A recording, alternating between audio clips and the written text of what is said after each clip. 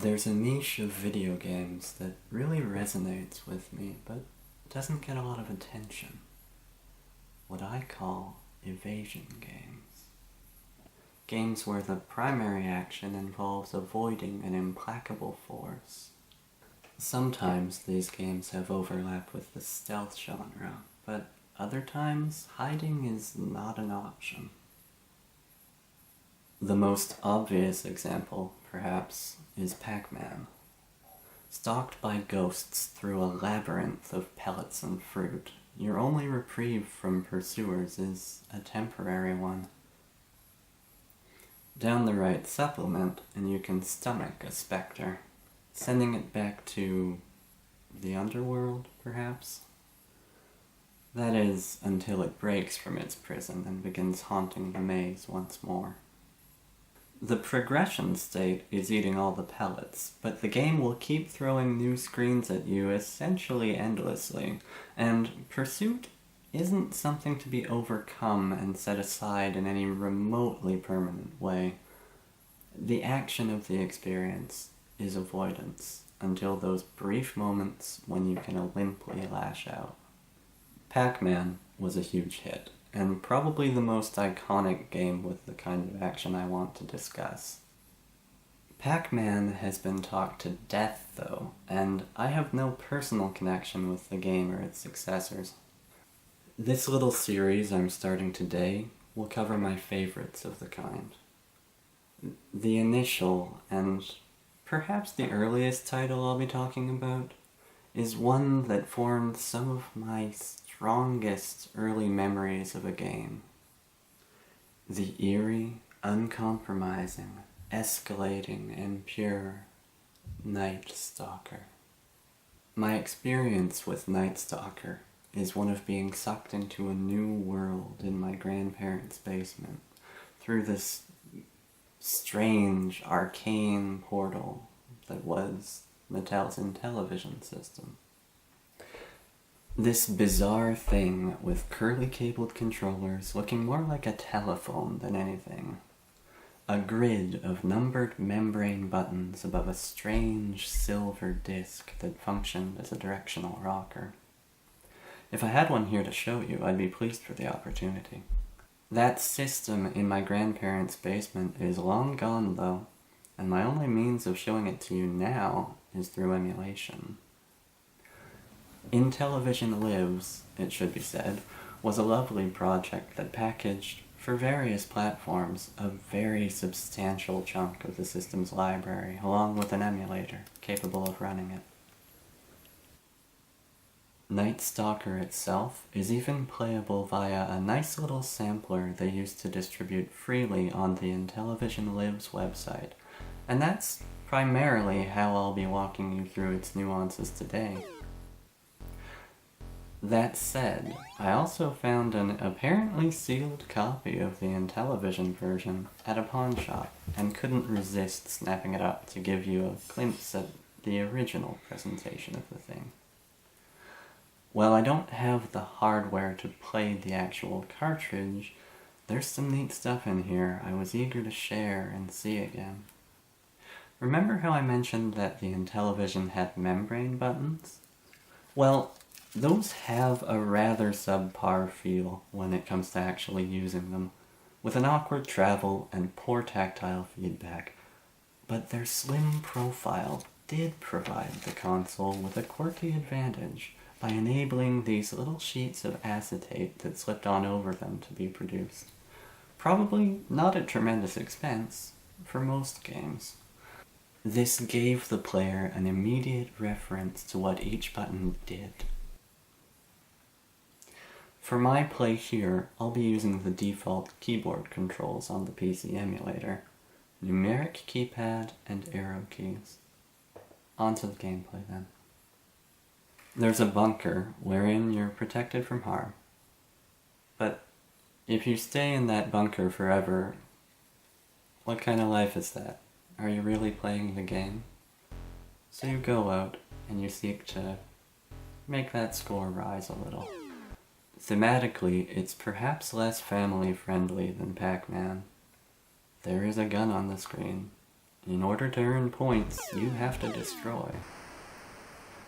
Pac-Man does involve ghosts and overeating, but we're not given a great deal of context, and there are no other environments to explore for clues, so we have to take what's on the screen for what it is. We're in a bunker, perhaps even a prison, peering through thick, gray bars. Around us is a cave, or a forest so dark, thick, and twisting that it may as well be one. Bats flutter to one side, a spider tends its web, and out from some unseen gap in the maze comes a roving automaton bent on tormenting you. Or perhaps simply cowing you into compliance within your Spartan grey box. All the while, this droning, thrumming pulse echoes through the maze. A loaded gun sits in a clearing some distance from your safe haven. That is all the context you're provided. Now, on the subject of violence, and whether this is to be considered a family-friendly game or not, you are able to harm small animals in the game. It doesn't really incentivize it, though. In fact, you might be better off the longer you can keep the bats alive, though both the bats and the spider can temporarily paralyze you at some pretty inconvenient times. Once you reach 5,000 points, if one of the bats dies, another implacable robot wheels out to replace it, and that's a much more lethal adversary.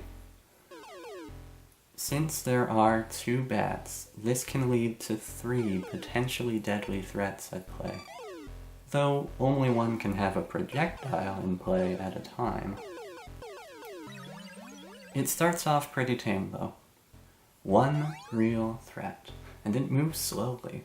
Find the 6-round pistol and start ducking and weaving your way through the maze to blast it down, lest you allow it to incessantly taunt you outside your bunker.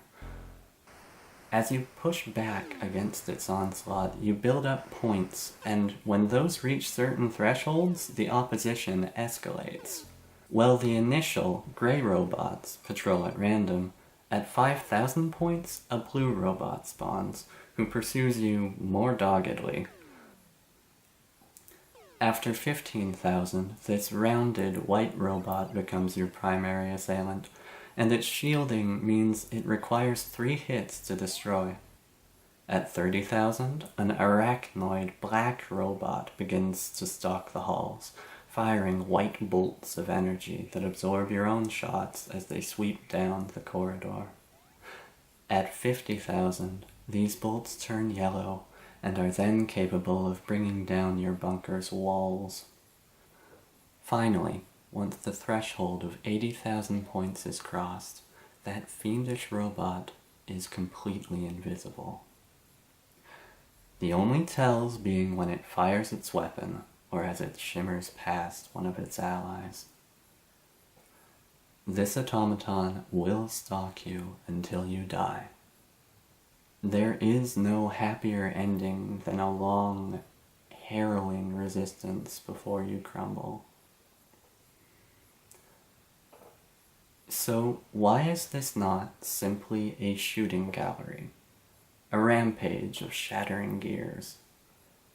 The patterns of the robots are not that complicated. There is only one maze to fend them off in. But each time you pick up that gun, you have only 6 shots. 6 shots, and then you need to make your way to wherever the next one is randomly placed, completely unarmed. No matter how inconvenient that spot may be, you constantly have to assess risk. You constantly feel the uncomfortable shifting of those machines wending through the map, cutting off routes. Your movement is your most crucial consideration. Your ability to outfox and evade is the heart of the action. Now, why does that appeal? Well, there is the strategic element involved.